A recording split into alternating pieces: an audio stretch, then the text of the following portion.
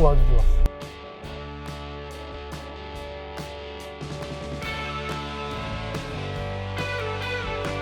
운전대를 흔들지만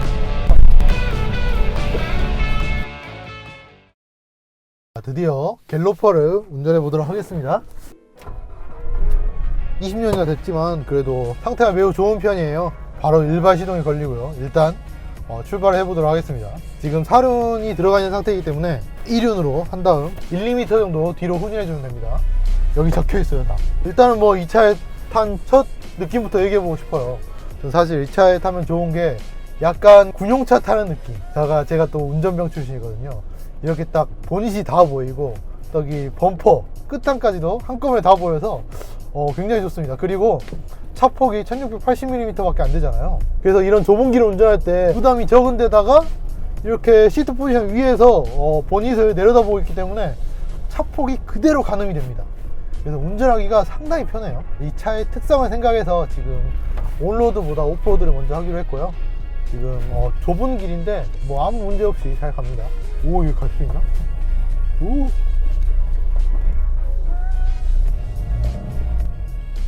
바로 사륜을 넣어야 될 상황이 생겼어요. LSD가 없어서 사륜을 넣지 않으면 차가 나가지 않습니다. 파트타임 사륜이 사실 우리가 다 좋다고 하는 이유가 50대 50으로 고정이 돼요.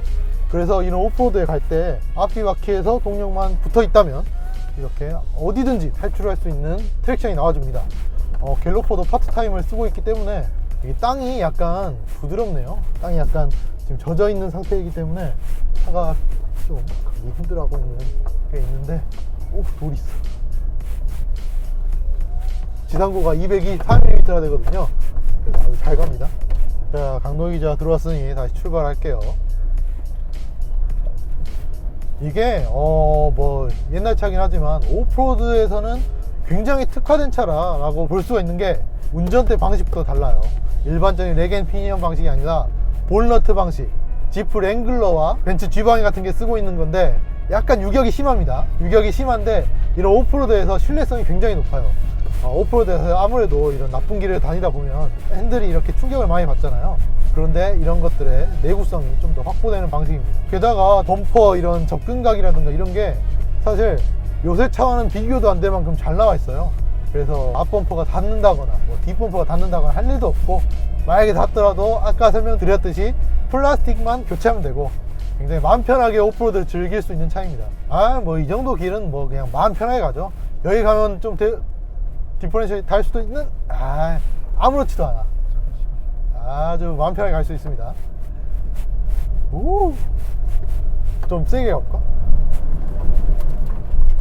센터 디퍼런셜락이 걸려있는 상태이기 때문에 뭐 앞뒤 한쪽에만 트랙션이 접점이 나와준다면 이 차가 못 나올 길은 없습니다. 지금 땅이 젖어 있는데, 야, 이거 순정 맞아?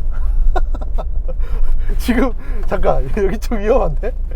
디퍼런셜 닿을 것 같아. 우! 소리가 났겠지, 닿았으면. 뒤에가 리지드 엑셀이라서 뒷차축이 이렇게 일자로 연결되어 있거든요. 그래서 약간 지상고가 좀 낮아지는 그런 단점이 있어요. 그래서 이렇게 타이어 자국길을 갈 때 디퍼런셜이 닿는 일이 굉장히 많습니다. 뭐 그런데도 이 정도는 가네. 이런 걸 해결하려고 막 험비, 막 우리 신형 전수차, 군용차 같은 경우에는 디퍼런셜 자체가 위로 올라오고 이렇게 바퀴랑은 허브가 따로 있고 이렇게 한번 기어가 하나 더 있어가지고 위로 올라오는 방식으로 되어 있죠. 이 정도는 뭐 다시 1륜으로 빼도 되겠는데? 이 정도 오프로드는 갤로퍼한테 껌이네요. 미쓰비시 파제로가 당시에는 그 일본을 대표하는 새 차 종류 하나로 꼽힐 정도로 위상이 높았어요. 뭐 다카르 랠리 이런 데에서 우승을 했었고, 그 차를 베이스로 만든 차기 때문에 오프로드 성능은 지금 나오는 차 뭐 도심형 SUV들은 전혀 상대가 안 되고, 오프로드 전용 SUV랑 비교할 만한 차라고 생각할 때만큼 굉장히 잘 갑니다.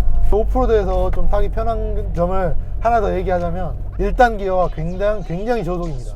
그래서 보세요, 엑셀 때도 시동이 꺼지지 않고 서서히 올라갈 만큼, 그래서 저속으로 이렇게 높은 토크를 내주면서 오프로드를 가기 좋습니다. 로우 기어를 넣기는 조금 애매하고, 근데 그렇다고 하이 기어를 놓자니 좀 위험하고, 이런 길에서 적당히 조율을 해줄 수 있는, 지금 앞쪽에 굉장히 젖어있는, 굉장히 파여있는 길인데 한번 가보도록 할게요. 오, 예. 기가 막혀. 여기는 옆구리에 타는 게 좋겠어. 오, 안 올라가지네. 그냥 가도 될까? 오, 닿는 거 아니야?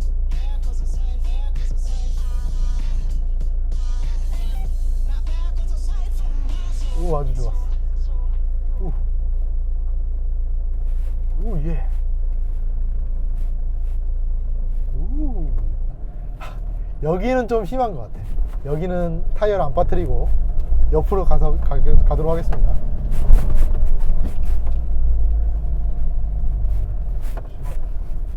이렇게 옆으로 타면 갈 수 있지. 이러다 퐁 디스커버리처럼 빠진다. 빠져도 되더라. 야, 지상고 은근 높더라 이거. 아, 갤로퍼구만. 이제 유턴을 해볼 텐데 요새 파트타임을 사람들이 안 쓰는 이유를 여기서 찾을 수 있을 거예요. 한번 해볼게요. 이렇게 운전대를 다 꺾고 출발을 하게 되면 차가 고장난 것처럼 막 툭툭거립니다. 막 튀지. 이게 영상으로 안 보이는데 차가 조금씩 튑니다. 이게 왜 튀냐 하면은 앞뒤에 회전차가 있어요. 이렇게 코너를 하게 되면 앞바퀴와 뒷바퀴의 회전하는 속도가 달라지게 되는데 50대 50으로 고정되어 있기 때문에 그 속도 차이를 보상을 해주지 못해요. 그래서 차가 통통 튀게 되는데, 그런 거를 이제 상시사륜구동은 가변식으로 동력을 배분해줘서 해결하고 있죠. 못 갈 것 같다고? 지금 갤로퍼를 무시하는 발언이야. 보여줄게. 이 정도는 기본이지. 간다.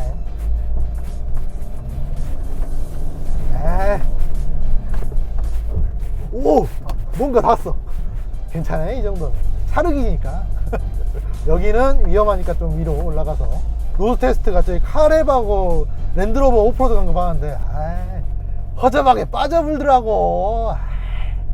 그거는 디스커버리에 대한 모독이었어. 차 실력이 딸린 게 아니라 운전자의 실력이 모질해서. 그 형님한테 미안한데 빠져보려는 그렇게 빠지면 안 되지. 미끄러지는 이 진탄길에서 오르막길입니다. 굉장히 미끄러지기 쉬운 길이죠. 한번 출발해 볼게요. 사륜구동은 아무렇지도 않아. 오르막길도 굉장히 심하고 하는데 이 차가 토크가 21kgm가 2000rpm부터 나와줘서 저속 힘이 충분합니다. 사실 요새 차에 비할 정도는 아니지만, 그리고 터보가 들어가면서 15kgm대였던 토크가 6kgm 나와서 늘었어요. 최고 출력은 얼마 안 늘었어. 77마력이었는데 터보 들어가면서 지금 81마력, 겨우 4마력 늘었습니다. 이래놓고 다음날 운전대 암 다 부러져 있고 막 이게 폐차하면 자막으로 넣어서 보여드리겠습니다. 이 차는 오프로드에서 승차감이 더 좋은 것 같아. 기분 탓인가? 이 차가 지금 서스펜션이 랭글러나 이런 애들은, 이제 오프로드 전용 차들은 앞뒤 리지드 엑스를 쓰고 있죠.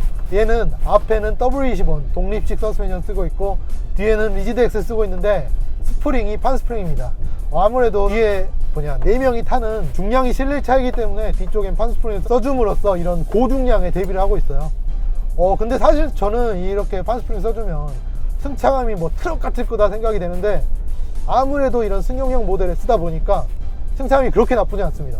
야, 어때요? 그래. 근데 나는 운전할 때 뒤에 안 타봤어. 타고 싶지도 않고. 이제 뭘 실험해 볼 거냐면, 차는 지금 사륜구동 저속기어가 달려있어요. 1단이 저속기어잖아요. 그거보다 더 저속기어로 만들어주는 거예요. 그래서 엄청 서서히 나가게 해줍니다. 대신에 견인력은 엄청 세지겠죠. 근데 이게 또 오르막길에서만 쓰는 게 아니에요. 또 내리막길에서 내려갈 때 이 저속기어를 넣어주고 1단을 넣어주면 내려갈 때 엔진 브레이크가 엄청나게 강하게 걸립니다. 그래서 요즘 차들에 있는 HDC 그거의 기능을 해주고 있어요. 사실 힐 디스턴트 컨트롤 자체가 이 기능이 없는 랜드로버 프리랜더가 나오면서 들어간 기능이거든요. 프리랜더에는 사륜 기능 로우 기어가 없기 때문에 이게 들어갔는데 한번 그 기능이 제대로 되는지 한번 써보도록 하겠습니다. 오, 엄청 느려졌어. 가겠네.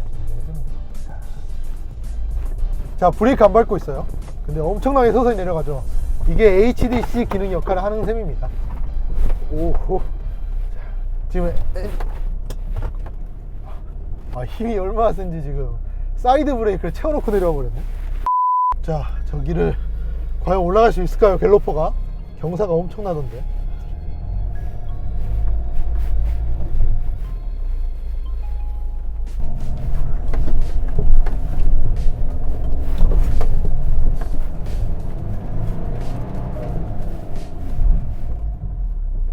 못 올라가는구나.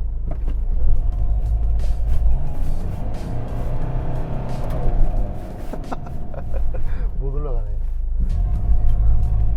스킬은 옆구리를 치면서,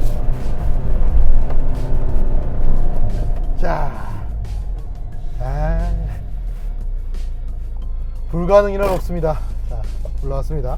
그러면 다시 내려가 볼게요.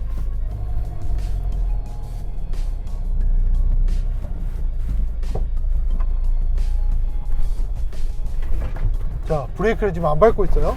브레이크 안 밟고 있는데도 차가 서서히 내려가죠. 이게 사륜 로우 기어로 하는 이 엔진 브레이크로 내려가는 기능입니다. 갤로포 고생 많았다. 갤로포 오프로드 리뷰는 여기서 끝내고 이제 올로드 리뷰로 넘어가 볼게요. 올로드는 사실 뭐 그렇게 기대가 크지 않은 모델인 만큼 짧게 가도록 할게요. 오프로드를 한참 이렇게 쿵쾅쿵쾅 하면서 달리다가 올로드를 나왔을 때 이제 좀 부드럽게 달리겠구나 생각했는데 잊고 있었어요. 이 차가 갤로포라는 걸. 지금 올로드를 타면서도 약간 오프로드 타듯이 쿵쾅쿵쾅 하면서 달리고 있습니다. 옛날 차고 뒤에 판스프링도 달려있고 뒤에 리지드 엑셀이 있고 뭐 이렇다 보니까 승차감 자체가 뭐 그렇게 좋진 않습니다. 그래도 차가 지금 휠베이스가 길어요. 롱바디 모델이기 때문에 그래서 오프로드용 쇼보디 모델들 있잖아요. 그런 애들보다는 승차감이 확실히 뒤 앞뒤로 길어져서 조금 더 좋습니다. 여기 오프로드 하려고 왔네. 이미 갤로퍼가 다 왔다 간 길이야. 볼 필요가 없어. 쉬운 길 하러 왔구만. 아무튼 뭐 드디어 본격적으로 도로에 진입했어요. 마치 저 운전병이었는데 진짜 군용차 타는 것 같아요. 승차감이나 이렇게 위에서 보는 거나 이 운전대 감각이라든가 이 생 플라스틱이 드러난 이런 레버들, 정말 터프합니다. 느낌이 딱 운전하면서 처음 느껴지는 거. 지금 이게 5단 수동이에요. 5단 수동인데 변속기가 엄청나게 저속입니다. 지금 4단으로 달리고 있는데요. 4단에서 50km쯤에서 2000rpm을 찍습니다. 그럼 5단은 어떨까? 5단은 지금 최고 항속 기어죠. 근데 5단에서 65km 정도 그쯤에서 이미 2000rpm을 찍습니다. 올로드에서 타기에는 어느 정도 힘이 없는 게 사실이죠. 최고 출력이 81마력이고 최대 토크가 21kgm다 보니까 제원상 총 중량이 2307kg인데 이런 무거운 차체를 이끌려다 보니까 변속기를 저속으로 밖에 할 수가 없었어요. 그래서 이렇게 고속으로 달릴 때는 100km에서 3000rpm이 넘어요. 그래서 고속에서 연비가 그렇게 좋진 않고, 그리고 엔진도 좀 피로도가 굉장히 높아질 거예요. 아무래도 RPM이 높기 때문에 조금 더 이런 수명에서 약간 손해를 볼 수밖에 없죠. 그래서 과거 디젤 엔진들 내구성이 안 좋다는 얘기들이 굉장히 많았습니다. 그리고 또 핸들 유격을 이제 얘기하고 싶은데, 이게 사실 오프로드에서는 노면 충격에 조금 더 둔감하게 대응할 만큼 유격이 많아서 좋았는데, 올로드에서는 아주 헐렁합니다. 자, 운전대를 흔들어 볼게요. 운전대를 흔들지만 차는 뭐 거의 흔들림 없이 앞으로 나아갑니다. 다른 차 같은 경우에는 좌우로 이렇게 왔다 갔다 했겠죠. 그리고 만약에 많이 흔들면 넘어질 것 같아요. 서스펜션이 좌우를 거의 잡아주지 않기 때문에 롤링은 상당히 큰 편입니다. SUV가 오프로드용 차라고 여겨졌던 때의 차이기 때문에 올로드에서의 만족감은 그렇게 높지는 않습니다. 비상등 어디인지 알아요? 어디? 운전병이라서 하네. 이 군용 레토나가 여기 있거든요. 갤로퍼도 여기 똑같이 있습니다. 그래서 가다가 비상 상황이 생겼다 그러면은 이렇게 핸들 사이로 넣어서 이렇게 해야 돼. 굉장히 느낌이 특이해요. 저는 이제 개인적으로 아주 만족하고 있습니다. 이런 감성, 아이들링 진동 상태는 20년 된 디젤 차에 뭐 얼마나 바라겠어요. 아무래도 이런 엔진 마운트나 이런 것들도 상당히 경화되어 있을 테고 해서 조용하진 않은데 예상보다 조용하고 진동도 크지 않아서 놀랐어요. 방음은 내 생각에는 없는 것 같아. 트럭 타는 느낌. 하지만 트럭보다는 승차감이 좋은 이유, 시트 포지션이 앞바퀴 뒤에 있다. 휠베이스 가운데 우리 엉덩이가 자리 잡아서 승차감은 나쁘지 않다. 트럭처럼 이렇게 매달려가는 이런 기분은 없지만 차체와 프레임 사이에 넓게 부시가 들어가는데, 이런 부시도 이제 경화가 되고 이러다 보니까 노면에 잔진동들 있죠. 잔진동들에 이렇게 충격을 받으면 마치 큰 충격을 받은 것처럼 펑펑 하면서 차가 튑니다. 요새 차를 타다 이 차를 타면 노면과 전투를 하면서 싸우는 느낌이에요. 오예, 이런 느낌. 쿵쾅거리는 느낌. 일반 차는 노면 충격을 이렇게 소화를 시키는 느낌이라면 얘는 싸워. 꽝꽝. 약간 그런 느낌이고, 그리고 이제 브레이킹 성능을 좀 얘기해 보고 싶은데, 브레이크는 차를 아끼다 보니까 급 브레이크는 안 할게요. 안 하는데 브레이크를 하면은 초반 담력은 상당히 뒤에서 들어옵니다. 그래서 밀려요. 밀리는 느낌이고, 또 앞에는 지금 디스크 브레이크를 써주고 있지만 뒤에는 드럼 방식 브레이크를 써주고 있어요. 브레이크 담력이 뭐 좋다 뭐 이런 평가는 내릴 수 없을 것 같습니다. 앞에 서스펜션이 이제 물렁물렁 하다 보니까 노즈 다이브 앞쪽이 이제 인사하는 게 큰 편입니다.